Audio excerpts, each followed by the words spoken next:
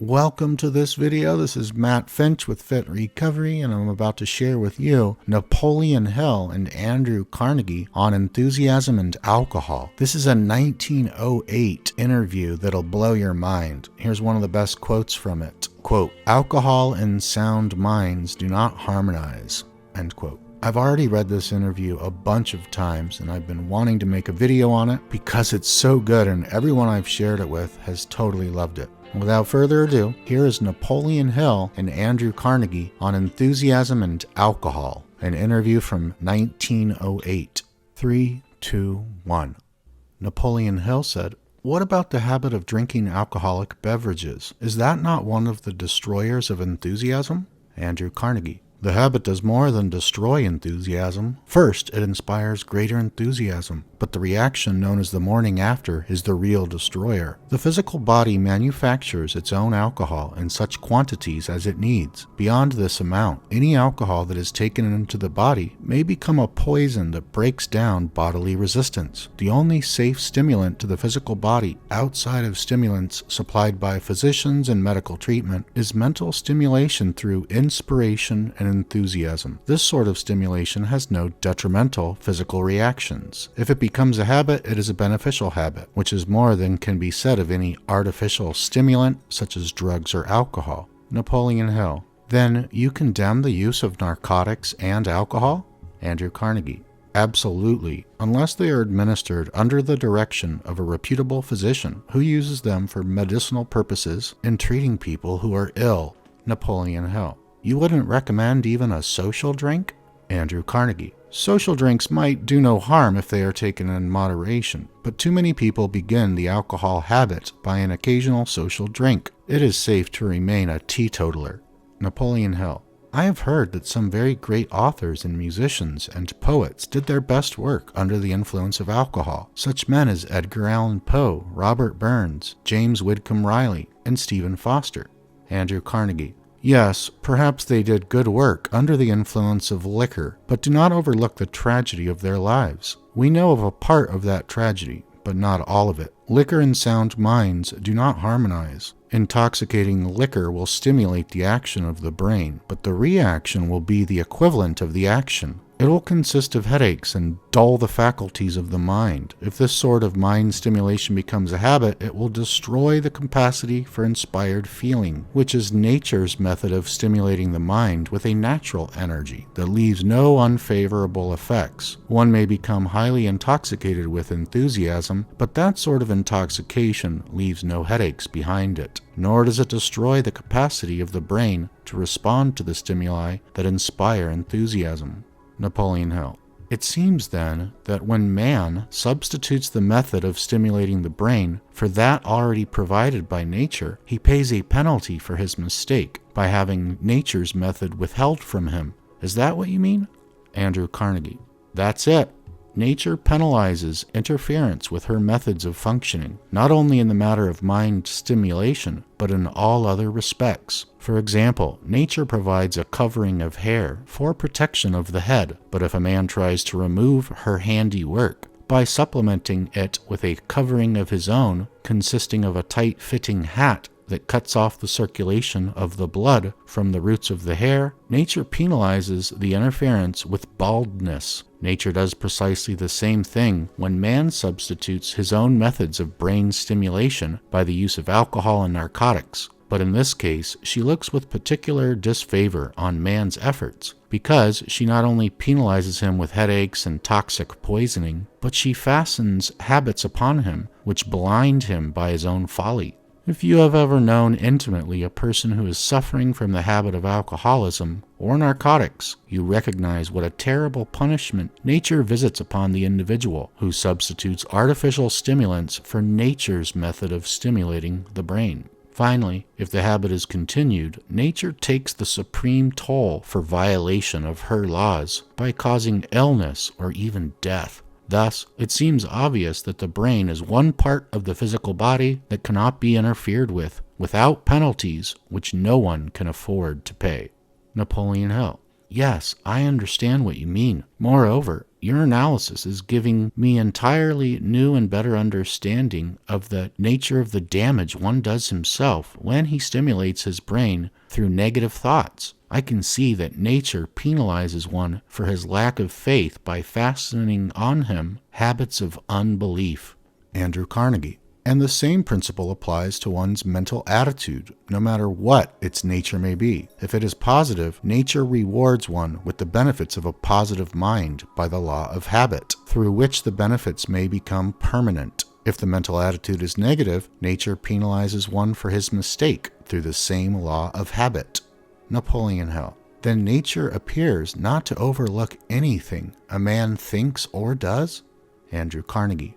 No, not even a single thought. Every thought one releases and every physical act in which he engages becomes a part of his own character.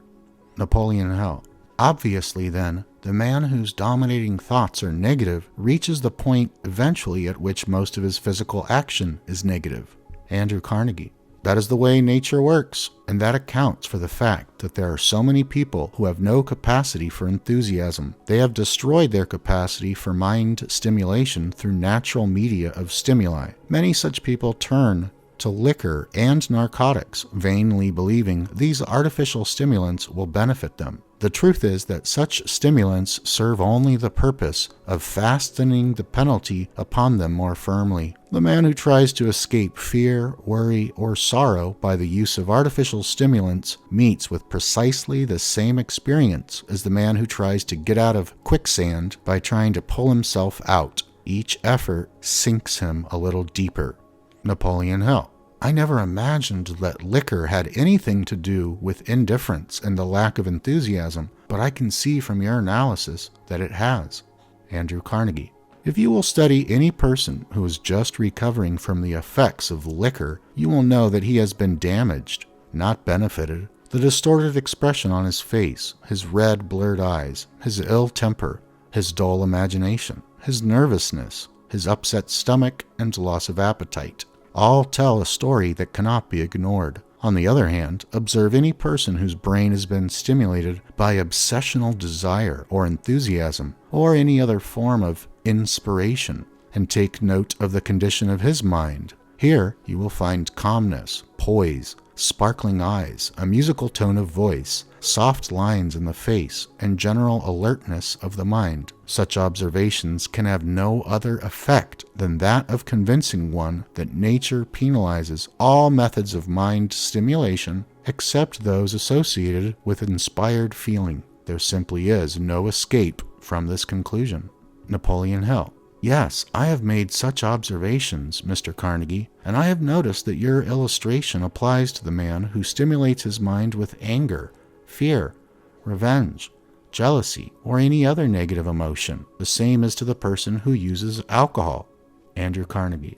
That is precisely correct, and I wish to call your attention to the fact that all these habits, whether positive or negative, leave their marks of identification indelibly fixed on the features of the face and in the tone of the voice. That is another way nature has of rewarding or penalizing one for the use he makes of his prerogative power of thought.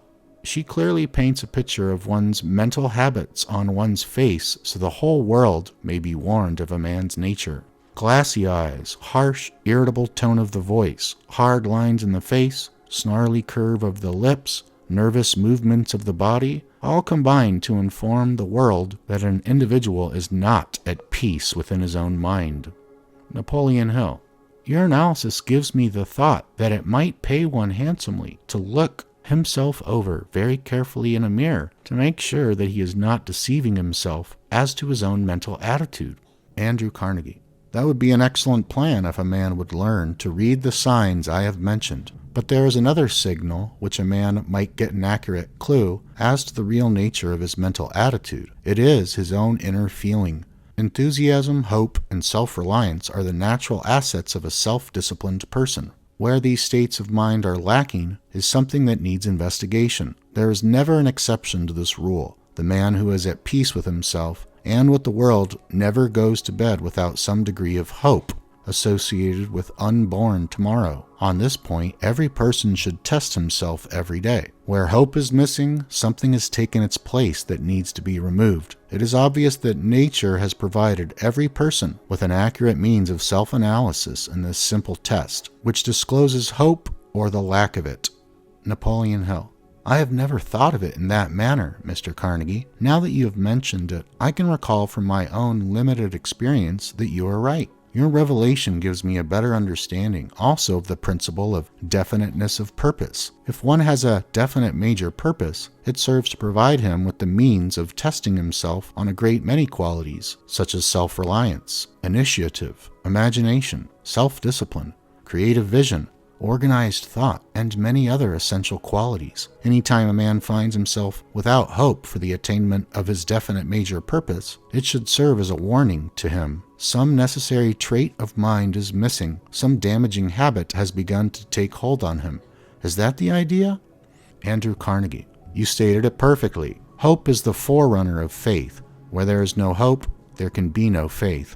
You can be sure that where there is no enthusiasm, there is no hope. But the two are closely related. As a matter of fact, enthusiasm is a definite expression of hope. First comes hope, which is the result of desire. Then follows an expression of hope through enthusiasm. Those ripen into faith, the state of mind that masters all forms of defeat and overcomes all obstacles standing between one and the attainment of his definite major purpose, or his minor purposes, which lead to the attainment of his major purpose. You see, therefore, that hope, enthusiasm, and faith are key words with a stupendous meaning because of their close relationship with one another and the circumstances of life which we call success. Where one of these is missing, success is not possible. Napoleon Hill. That is the equivalent of saying that success requires enthusiasm? Andrew Carnegie. Exactly. Success narrows itself down to question of one's state of mind, and we have seen clearly, I hope, that no state of mind is more important than enthusiasm. Obsessional desire and enthusiasm are synonymous terms. When one speaks of a burning desire, he means a desire that is backed by enthusiasm. We know that this is the sort of desire that inspires creative vision, personal initiative, self-reliance, definiteness of purpose, and all the other qualities that are indispensable for achievement. Napoleon Hill. I never knew before that enthusiasm had so many relatives. Why, it seems to be related to all the positive qualities of the mind. Andrew Carnegie.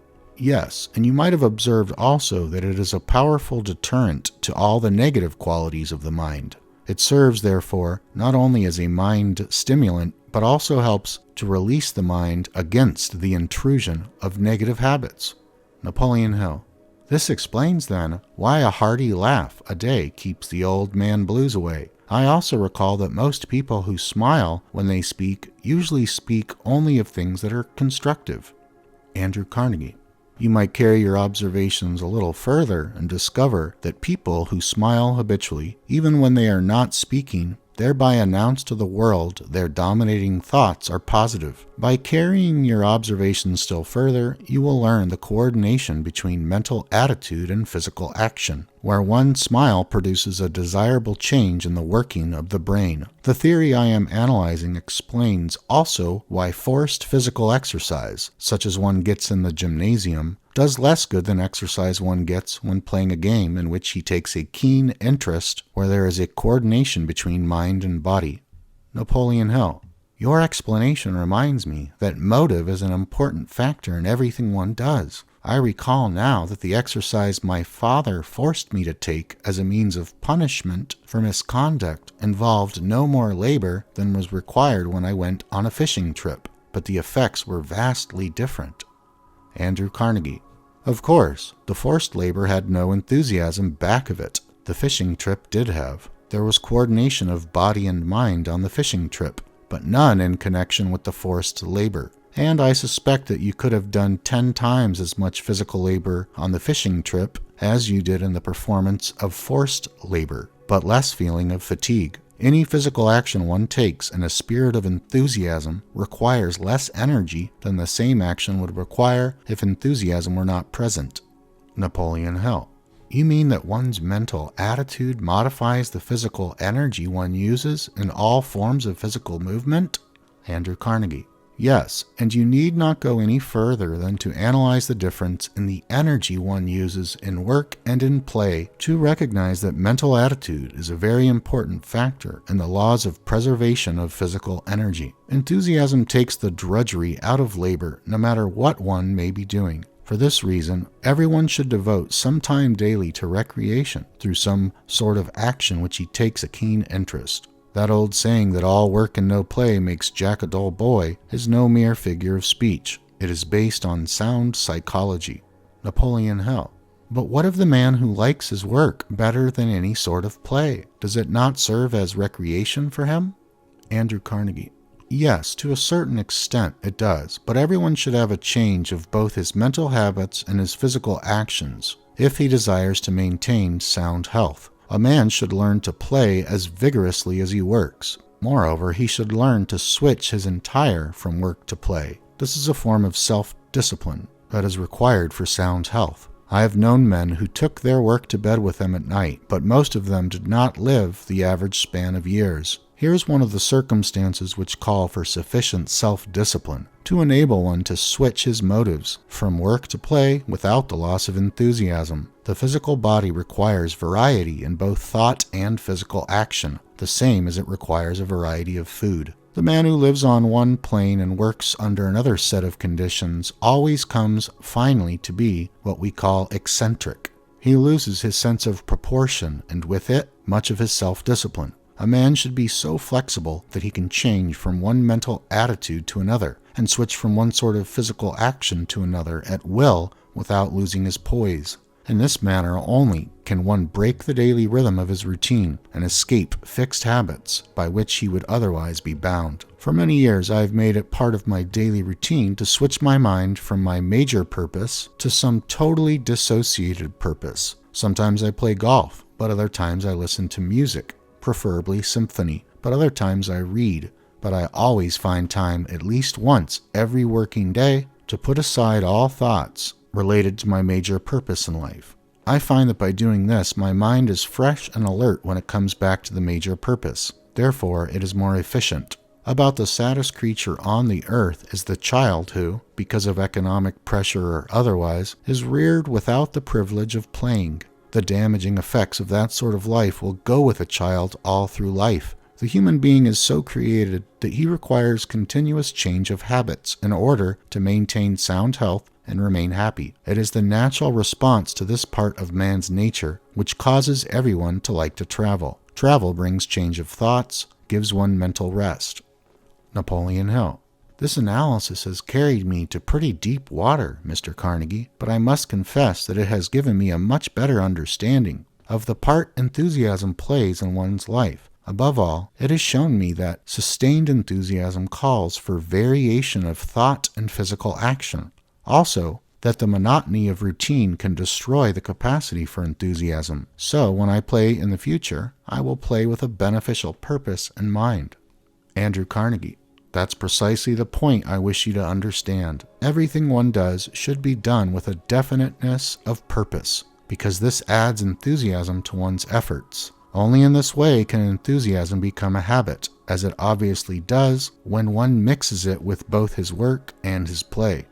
Napoleon Hill. You believe then that enthusiasm without plan or purpose back of it is useless? Andrew Carnegie. Not only useless, but it may be very dangerous. Enthusiasm should be under the strict control of self-discipline, the same as any other emotion. Napoleon Hill. You believe that the self-discipline should consist in voluntary habits appropriate for the development and control of enthusiasm? Andrew Carnegie. Yes, habit is the only method of self-discipline one can control.